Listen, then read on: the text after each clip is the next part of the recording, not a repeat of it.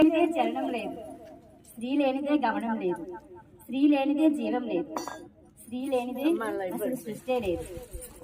అందుకేనేమో భగవంతుడు ప్రతి చోట ఉండలేక ప్రతి ఇంట్లో మనలాంటి వాళ్ళని సృష్టించాడు.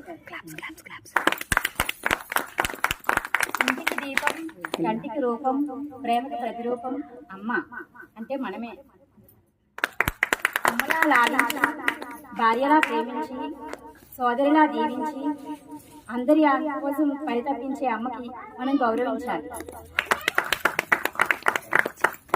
కళ్ళు తెరిచిన క్షణం నుండి బంధం కోసం, బాధ్యతల కోసం హరిసలు శ్రమించి, ఆప్యాయతను పంచి, అవమానాలు భరించి మన ఇంటిని ఒక నందనవనంలా మార్చేదే మహిళ. సృష్టిని సృష్టించడానికి ఆ సృష్టికే అవసరమైన